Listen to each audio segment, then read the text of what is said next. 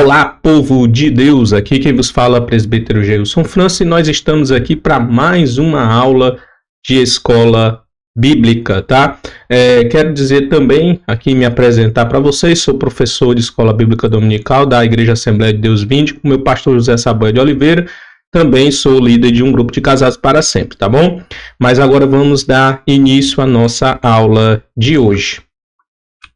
Nossa aula de hoje nós vamos estudar a lição de número 4, o encontro de Ruth com Boaz. O encontro de Ruth com Boaz. Estamos estudando no terceiro trimestre de 2024, EBD Adultos. Nosso textuário diz o seguinte: o Senhor galardoe o teu feito, e seja cumprido o teu galardão do Senhor, Deus de Israel, sob cujas asas te viestes abrigar. Quem está falando isso aqui? Boaz, em relação a Ruth, né? Boaz falando de Ruth. E engrandecendo Ruth, né? Falando que Ruth fez um grande feito em seguir a sua sogra, em ajudar a sua sogra, estar com a sua sogra, enfim. A verdade prática diz o seguinte: o verdadeiro e puro modelo de bondade é servir uns aos outros de coração, confiando na fidelidade e justiça de Deus. Servir uns aos outros de coração. Só um parêntese aqui para falar com vocês uma coisa. Às vezes a gente vai evangelizar, né? Aqui acontece muito isso, né? Eu acredito que em muitas Assembleias de Deus também a gente faça isso, né? Quando a gente vai evangelizar, leva um sopão, leva uma coisa e tal. E eu conversando com um obreiro aqui da nossa congregação, ele falando para mim que não gostava muito bem disso, porque é como se você estivesse alimentando as pessoas ou trazendo, querendo fazer com que as pessoas viessem para a igreja, né? Por causa da comida e tal, querendo atrair de alguma forma para poder ouvir a palavra de Deus. E usando a comida como se estivesse usando como isca. E aí eu até falei com ele: olha, até concordo com o que você está falando, mas a gente precisa mudar um pouco esse olhar, esse pensamento. A gente precisa, na verdade, evangelizar com uma motivação diferente. As pessoas que dão sopão, aquele pessoal que vão ali nos mendigos e levam refeições, enfim. Se você está utilizando, se a motivação das pessoas que estão utilizando isso é para simplesmente usar como isca realmente, aí para mim realmente eu concordo muito bem com esse obreiro aqui da nossa igreja. A gente está com uma motivação errada. Mas se nós fizermos isso, né? Ou seja, alimentarmos, né, os pobres, as pessoas que são necessitadas, e a gente vê esse exemplo aqui muito grande, né? Um exemplo grande aqui no texto que nós estamos lendo, né? Nesses estudos sobre Ruth. Ruth, ela foi colher espiga no campo de Boaz, e Boaz ele deixava lá restos ali, não colhia tudo, não era resto, né? Não colhia tudo, então aquilo que caía no chão também servia para aquelas pessoas que eram pobres ir lá e pegar o seu mantimento, né? Então, se você vai evangelizar e usa o alimento como isca, tá errado. Mas se você serve as pessoas de coração, se você realmente está querendo alimentar as pessoas, se você faz isso sem pretensão, sem querer que as pessoas vá para a sua igreja, sem pretensão de querer que as pessoas aceitem a Jesus como Salvador logo de cara, tá? Se você realmente está querendo fazer isso com uma obra de caridade, uma obra, ajudar as pessoas de coração, é óbvio que Deus vai honrar, é óbvio que Deus vai abrir as portas, é óbvio que as pessoas vão perceber isso, o amor de Deus vai com certeza constranger as pessoas e as pessoas vão vir para Jesus. Não precisa você estar fazendo isso usando alimento, usando a cesta básica, usando seja lá o que for como isca para que as pessoas venham à igreja ouvir a palavra de Deus. Mas acho que a motivação eu vou fazer esses atos para ajudar. Como diz aqui a verdade prática, né? Um verdadeiro e puro modelo de bondade é servir uns aos outros de coração. Servir uns aos outros de coração. Se você faz isso de coração, Deus vai honrar, vai abençoar, as pessoas vão se constranger com o amor de Deus e com certeza vai haver alcance de pessoas, né? Nós vamos ver pessoas aceitando Jesus como Salvador. Então eu parei aqui para abrir esse parênteses para mostrar para vocês que nós precisamos mudar o nosso conceito, a nossa concepção de evangelização ou de doar alguma coisa no momento ali de uma evangelização, para que não haja apenas uma troca, né? Olha, você vem à minha igreja, eu te dou isso. Infelizmente, isso acontece muito nas igrejas, né? Infelizmente. Mas bola para frente. Leitura bíblica em classe, Ruth, capítulo 2, versículo 1 ao 14, versículos 11, nós vamos estudar, na verdade nós vamos ler até o versículo 4, vamos ler o 12 e o 14, beleza? O 11, o 12 e o 14, vamos lá. E tinha Noemi um parente de seu marido, homem valente e poderoso da geração de Elimeleque, e era o seu nome Boaz. E Ruth, a moabita, disse a Noemi: deixe-me ir ao campo, e apanharei espigas atrás daquele em cujos olhos eu achar graça. Então ela foi aleatoriamente, né? A gente percebe aqui, até esse momento da leitura, que Ruth ela foi aleatoriamente. E ela lhe disse: vai, minha filha, né? Noemi liberou, pode ir. Foi, pois, e chegou, e apanhava espigas num campo após os segadores, e caiu-lhe em sorte, uma parte do campo de Boaz, que era da geração de Elimeleque. Olha, parecia coincidência, mas era o quê? Deus, né? Não existe coincidência, existe Deus. Deus operando, Deus abrindo as portas, Deus fazendo com que as coisas venham se encaixar. Então é isso que Deus faz quando a gente está caminhando dentro da sua vontade, fazendo a sua vontade e com fidelidade. Deus ele vai abrindo as portas. E eis que Boaz, versículo 4, veio de Belém e disse aos segadores: o Senhor seja convosco. E disse-lhes eles: o Senhor te abençoe. E respondeu Boaz e disse-lhes: bem se me contou quanto fizeste a tua sogra. Aqui já Boaz falando com Ruth, né? Depois da morte do teu marido. E deixaste o teu pai, a tua mãe, a tua terra onde você nasceu, e vieste para um povo que dantes não conheceste. Vocês não conheceram o povo e você veio. O Senhor te galardoe o teu feito, e seja cumprido o teu galardão do Senhor, Deus de Israel, sob cujas asas tiveste a abrigar. Você veio se abrigar de Deus, e Deus venha te galardoar. E realmente vai acontecer isso. Versículo 14. E sendo já a hora de comer, disse Boaz: chega-te aqui e come do pão, e molha o teu bocado no vinagre. E ela se assentou ao lado dos segadores, e ele lhe deu do trigo tostado, e comeu, e se fartou, e ainda lhe sobejou. Rapaz, Deus já começou a abençoar aqui, né? Alimento não falta. E Ruth estava sendo honrada e abençoada por Deus aqui já nesse momento. Introdução, vamos lá. Na lição anterior, o assunto central foi a amizade, Noemi com Ruth, né? Sogra e nora. Nesta, um novo personagem entra em cena, Boaz, o parente remidor. Veremos como o Deus da providência recompensa os que se doam, né, a bons relacionamentos. Vamos ver isso hoje, né? Essa relação agora de Ruth com Boaz, né? Vamos ver. Primeiro, Boaz, o remidor, um homem próspero. O capítulo 2 de Ruth nos apresenta Boaz, um homem valente e poderoso da geração de Elimeleque. Os termos valente e poderoso refere-se ao caráter íntegro e à influência de Boaz, além de seu poder econômico. Ele era um homem muito rico na época, né? Um grande produtor rural, Boaz tinha plantações de cevada e de trigo e muitos trabalhadores a seu serviço. Reunia qualificações e condições para cumprir o papel de remidor. Então, ele cumpria, né, esses requisitos, né? Tinha que ter um poder econômico, tinha que comprar, né?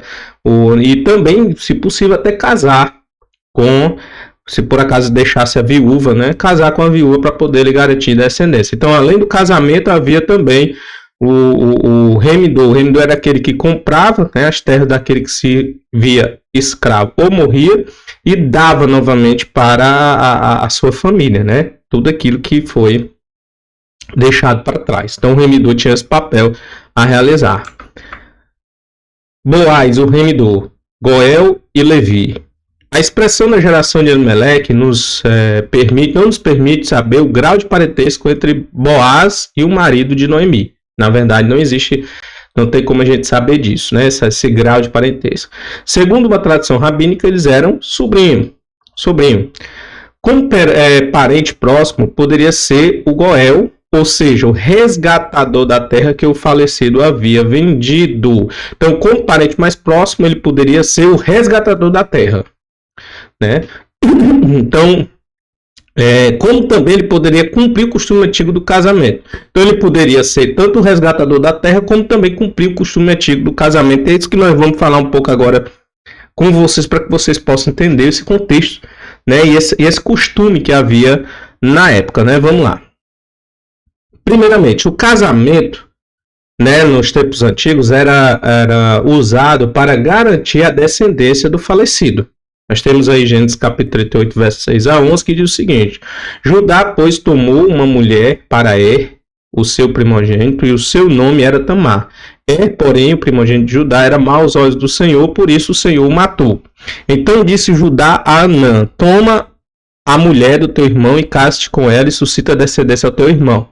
Onã, porém, soube que esta descendência não havia de ser para ele. E aconteceu que, quando possuía a mulher de seu irmão, derramava o sêmen no chão, para não dar descendência a seu irmão. E o que ele fazia era mau aos olhos do Senhor, e o Senhor também o matou. Então disse Judá a Tamar, sua nora: Fica-te viúva da casa de teu pai, até que Selá, meu filho, seja grande. Porquanto disse, para que porventura não morra também este como seu irmão. Assim se foi Tamar e ficou na casa de seu pai. Beleza.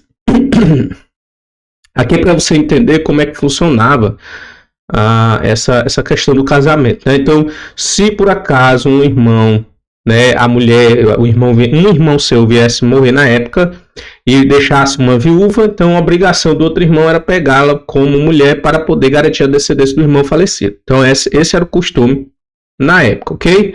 Bola para frente. Qual era então o papel do remidor? Agora já falando das terras, né, também. Qual era o papel do remidor? A gente tem aqui uns textos, Levítico capítulo 25, do versículo 25 ao 28, 47 e 59, gostaria de lê-los para que a gente possa compreender. É importante vocês pegarem esses versículos para aplicar na aula de vocês, tá? E também explicar qual era o papel do remidor. Vamos lá. Quando teu irmão empobrecer e vender alguma parte da sua possessão, então virá o seu resgatador, seu parente, e resgatará o que vendeu seu irmão. E se alguém não tiver resgatador, porém conseguiu o suficiente para o seu resgate, então contará os anos desde a sua venda, e o que ficar restituirá ao homem que o vendeu, que a vendeu, e tornará a sua possessão. Mas se não conseguiu o suficiente para restituí-la, então a que foi vendida ficará na mão do comprador até o ano do jubileu. Esse ano do jubileu era o ano em que seria liberado, né? Porém, no ano do jubileu, e ele tornará a sua possessão.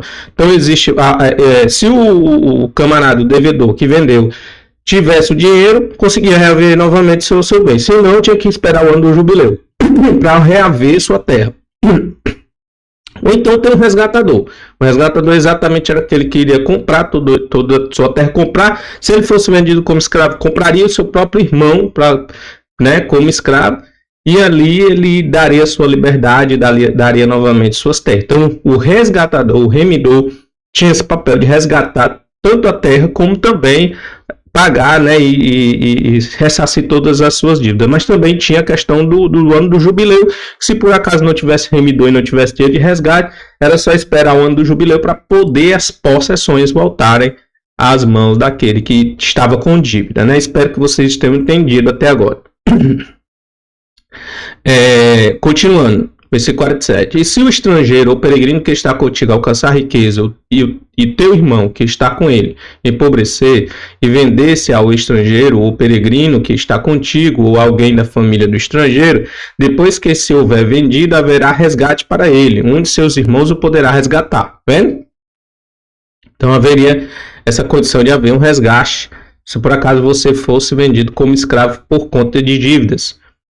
O seu tio ou o filho de seu tio poderá resgatar, ou um de seus parentes da sua família poderá resgatar, ou se alcançar riqueza, se resgatará a si mesmo, né? Então, se a pessoa alcançar riqueza, se resgata a si mesmo. Se não, teria um parente mais rico, mais próximo, poderia fazer isso, né?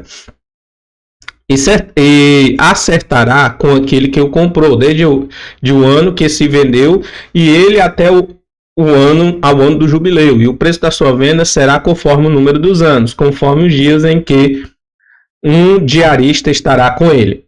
Se ainda faltarem muitos anos, conforme a eles restituirá para seu resgate parte do dinheiro pelo qual foi vendido, e se ainda resgatarem poucos anos até o ano restará, né, ou restarem alguns anos até o ano do jubileu, então fará contas com ele, segundo os seus anos, restituirá o seu resgate. Como diarista, de ano em ano estará com ele. Não se assenhoreará sobre ele com rigor diante dos teus olhos.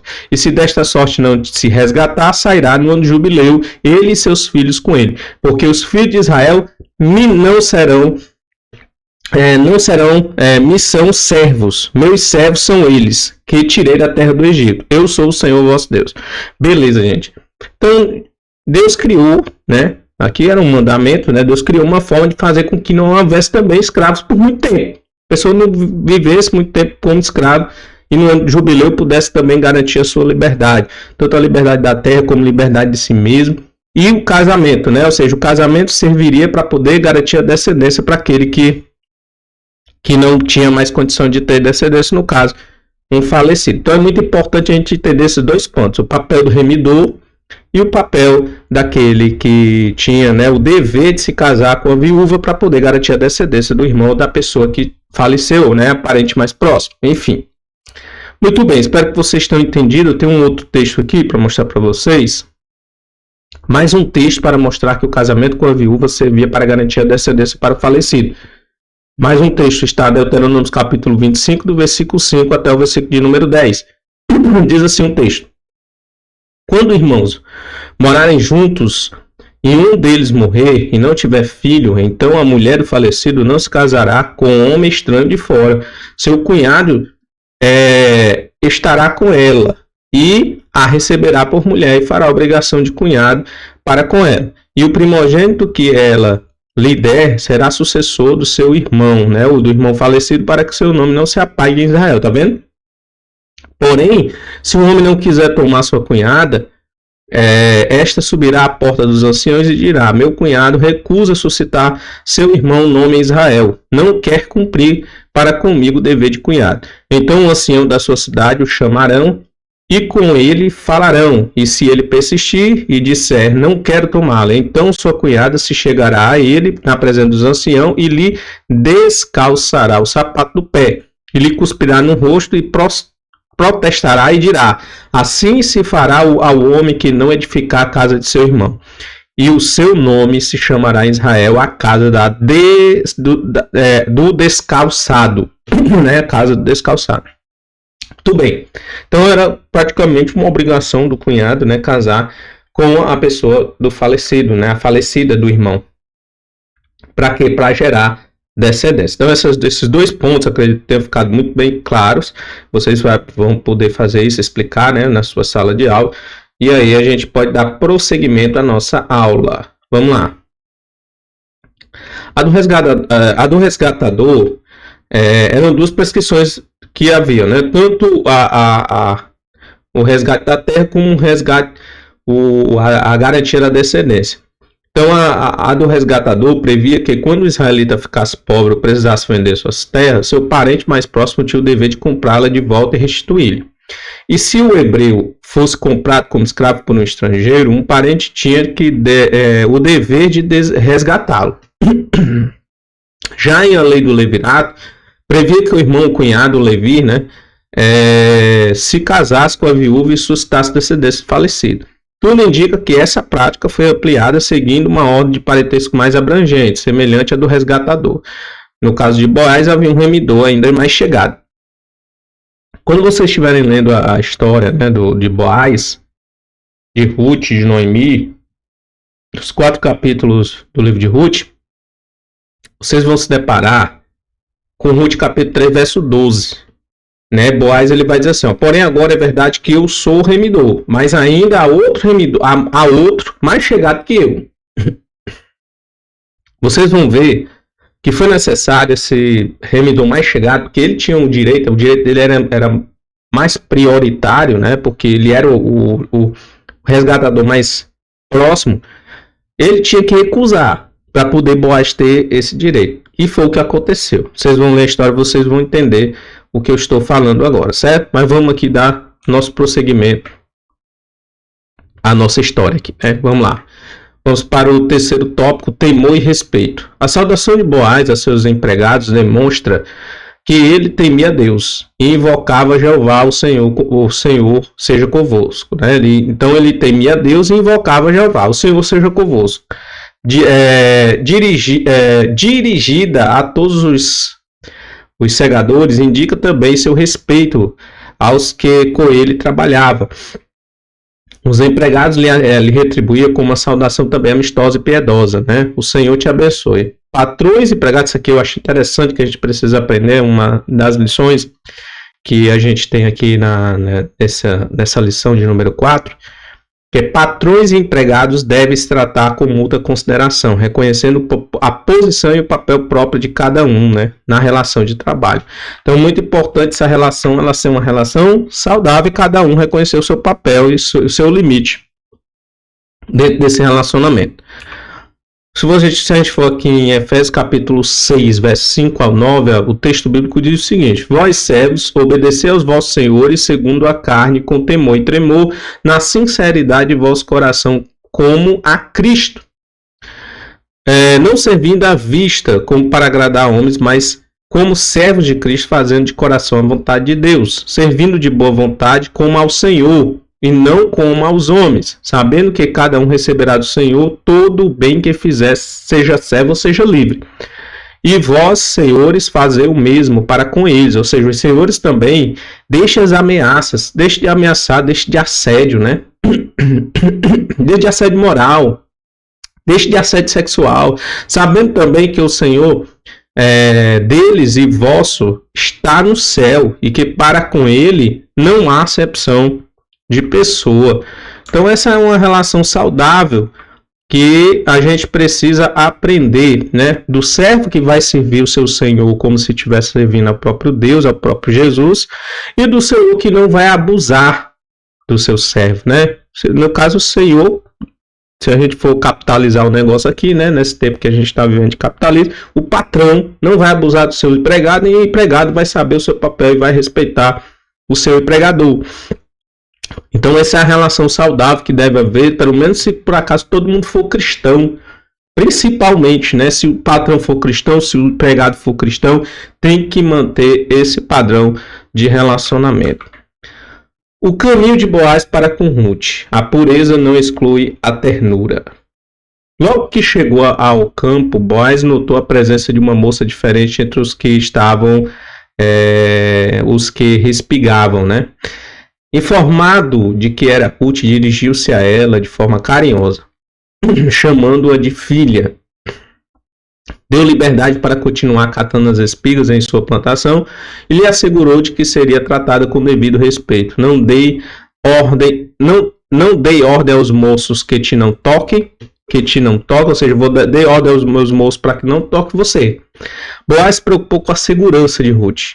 Assédio moral e sexual são atitudes pecaminosas e perturbadoras no ambiente laboral e em qualquer área da vida. Boaz era um cavalheiro muito educado com todos. Um viver santo não exige que sejamos rudes e descorteses, né? Jesus, o mais puro dos homens, convivia com todos. Isso aqui é muito interessante, a gente precisa entender algumas coisas que eu vou mostrar para você agora, tá?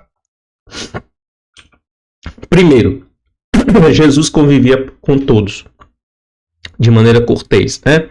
Deixa eu só voltar aqui para mostrar aqui o texto. Eu acredito que eu peguei esse texto aqui de Marcos, capítulo de número 2, do versículo 15 ao versículo de número 17. Então vamos lá. E aconteceu que, estando sentado à mesa em casa deste, também estavam sentados à mesa com Jesus e seus discípulos muitos publicanos e pecadores, porque eram muitos e o tinham seguido. E os escribas e fariseus, vendo comer com os publicanos e pecadores, disseram aos seus discípulos: por que come e bebe ele com os publicanos e pecadores? Por que Jesus está se relacionando com o pecador? Né? A pergunta deles foi essa, basicamente. Por que Jesus está se relacionando com o pecador? E Jesus, tendo ouvido isto, disse-lhe: os sãos não necessitam de médico, mas sim os que estão doentes. Eu não vim chamar justos, mas sim os pecadores com arrependimento. Esse texto aqui está sendo utilizado para quê? Para mostrar como Jesus tratava bem todo mundo e se sentava e comia com qualquer pessoa. Tá? Jesus não fazia acepção de pessoa, ele se relacionava com todos e pregava o evangelho para todos. Então significa dizer que a pessoa que vai sentar com todos faça aquilo que todos estão fazendo. Porque existe esse grande erro no meio cristão, né? Não vou não, porque o pessoal ali está fazendo bagunça e tal. Não é isso. Se sentar no sentido de você estar junto, de você não fazer acepção de pessoa, de você realmente estar dando atenção para aquelas pessoas que naturalmente uma pessoa, qualquer gente da sociedade não daria atenção. Jesus estava sentando e comendo com pecadores, estava sendo criticado por isso. Tá? Então, Jesus convivia com todos de maneira cortês. Ele não fazia acepção de pessoa. Ele não maltratava as pessoas porque eram pecadores ou porque não comungava com o seu pensamento. Simplesmente ele sentava e ia explicar aquilo que ele veio fazer, que era pregar o evangelho. Infelizmente, né, a gente passou e se Deus quiser, a gente vai passar por isso. A igreja vai passar por isso, né? Por esse envolvimento político e essa polarização política tem trazido problemas para a evangelização. A polarização, vou dizer de novo, concorde você ou não, tá? A polarização política, que a igreja também entrou nela, e muito forte, por sinal, acho que é uma das principais, né? Está prejudicando a evangelização. Porque a gente não consegue mais ser cortês com aquele que pensa diferente de mim.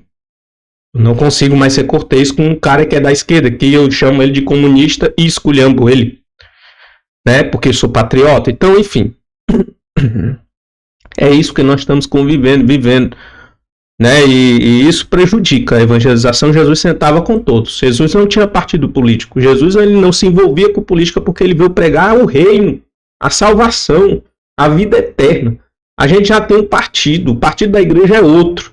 Não é partido PL, não é partido PT, não é partido PTB, PQB, sei lá o que, tanto P, esse que tem aí, né, no nosso cenário político brasileiro. Eu não tinha partido e o evangelho não tem partido. O evangelho já tem o seu próprio partido, que é o partido do céu. E ponto final. E o céu, meu irmão, não se negocia com um partido, com um lado, com ideologia, não se compartilha. Tem o seu próprio sistema, sua própria forma de ser. Tá? Outra coisa. Com Boaz a gente aprende duas coisas, né? Que no ambiente de trabalho, os assédios morais e sexuais são pecados que devem ser evitados. A gente não pode praticar, principalmente quem é cristão e patrão. Não pode praticar assédio moral, não pode praticar assédio sexual.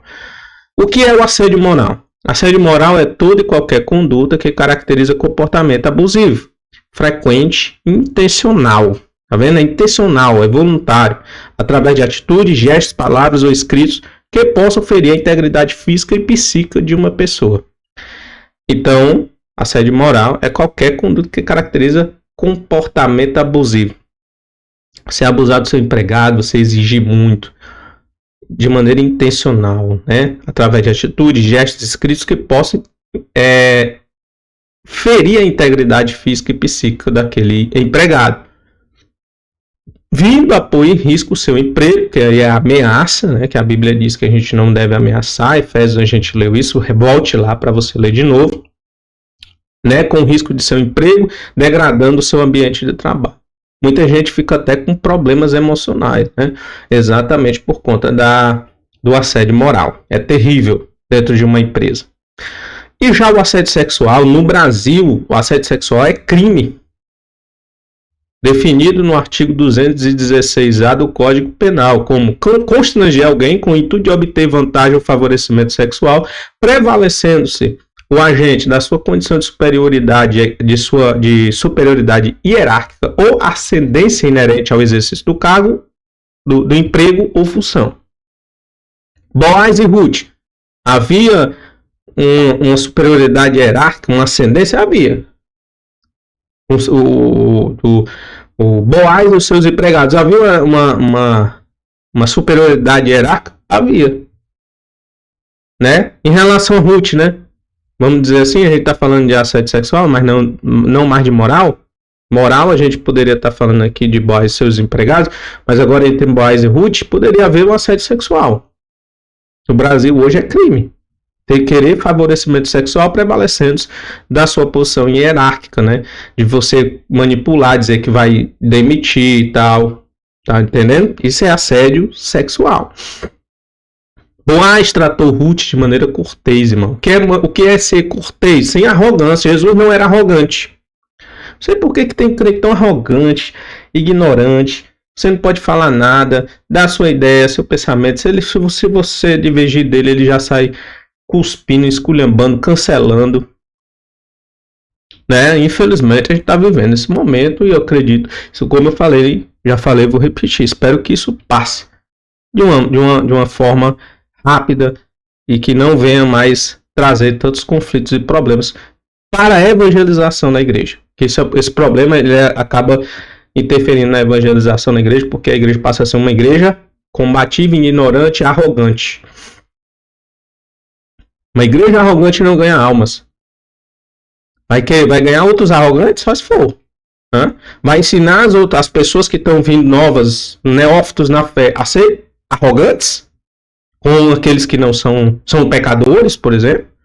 Né? A gente precisa debater esse assunto, entender melhor e saber qual é a nossa posição no evangelho. A gente tem que ser arrogante? O que é ser arrogante? O que é? É ato ou efeito de arrogar-se, de atribuir a si direito, poder e privilégio sobre outros.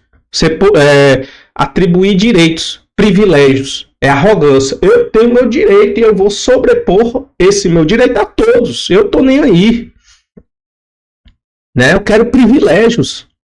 Outra definição de arrogância.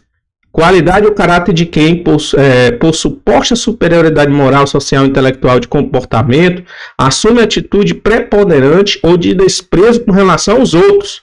Orgulho ostensivo, altivez, que tem de crente altivo.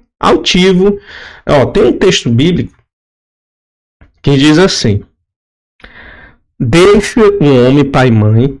Não, desculpa, não é o texto, é o texto que diz assim: aquele que quer vir após mim, negue-se a si mesmo, tome sua cruz e siga-me. Aquele que quer vir após mim, negue-se a si mesmo. Quer negar a si mesmo? É tirar a arrogância do coração. Negar a si mesmo para aceitar, para seguir Jesus, é tirar a arrogância, porque tem muita gente aí dizendo que está seguindo Jesus, mas é arrogante. Jesus falava para os religiosos: vocês dizem que Senhor, Senhor de boca, mas o coração de vocês está longe. Muita gente está vivendo o evangelho desse jeito. E a gente precisa tirar a arrogância, não querer ser superior às outras pessoas, tratar com cortesia e sem arrogância, tá? Espero que tenham ajudado nesse sentido. Vamos agora para o nosso segundo ponto. Deus estava agindo. A atitude de Boaz surpreendeu Ruth. Como estrangeira e pobre, certamente ela tinha receio de como seria tratada. Agia com educação e muita discrição. Impressionada com o gesto de Boaz, inclinou-se ao chão e, de forma humilde, reconheceu ser indigna do tratamento que recebeu. Havia uma motivação especial na conduta de Boaz. Ele já conhecia a bela história de Ruth. Um bom testemunho nos abre muitas portas. Olha também outro ponto que a gente precisa entender e aprender com essa história. A importância do bom testemunho, né? A importância do bom testemunho abre portas. Então, esse é um ponto que a gente precisa considerar. Sensível e espiritual. Boaz conciliava firmeza moral e sensibilidade, ternura e espiritualidade. O versículo-chave do texto, né, do livro, é uma declaração feita por ele a Ruth, né? Ruth 2:12. Boaz tinha uma profunda compreensão espiritual. Ele conhecia que o Deus dos hebreus não estava limitado a fronteiras territoriais ou barreiras étnicas. E como servo de Yahvé, estava sendo usado para abençoar uma piedosa moabita. Suas palavras tocaram profundamente o coração de Ruth e lhe deram grande conforto. Nosso último tópico, a colheita de Ruth e sua sobrevivência. A lei da semeadura. Uma cosmovisão secular produz a ilusão de que vivemos em um mundo dos homens apartados de Deus e não afetados por ele. Ou seja, estamos apartados de Deus e não somos afetados por ele. Nós chamamos isso de quê? Deísmo, né? Deísmo. Não é teísmo, é deísmo. Isso é fruto de uma incredulidade crescente. Essa visão dualista em nada condiz com as escrituras e com a realidade dos que confiam no Senhor da providência. Ruth decidiu servir ao Deus de Israel em vez de Quemos, o Deus dos Moabitas, cuja adoração incluía sacrifício de crianças. Agora, ela começava a experimentar a mão invisível de Jeová agindo graciosamente em seu favor. A lei da semeadura funcionava integralmente. Uma coisa que eu trouxe para vocês também, né? Quem era o Deus dos Moabitas? O Deus dos Moabitas se chamava Quemos. Então, nós temos aí números 21, 29. Ai de ti, Moabe, perdidos és, povo de Quemos. Entregou seus filhos que iam fugindo e suas filhas como cativas a Sion, rei dos amorreus, né?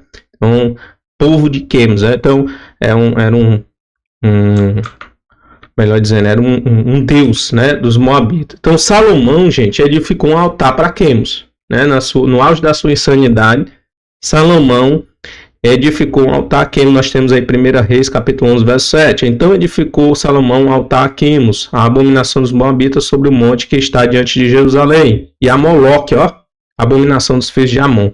Moloque, Amon, e Quemos, a abominação dos Moabitas. Os Moabitas sacrificavam seus filhos a Deus Quemos para supostamente receberem bênçãos. Então, nós temos aí 2 Reis, capítulo 3, 26 a 27, diz o seguinte: mas vendo o rei dos Moabitas que a peleja prevalecia contra ele, tomou consigo 700 homens que sacavam a espada para romperem contra o rei de Edom. Porém, não puderam.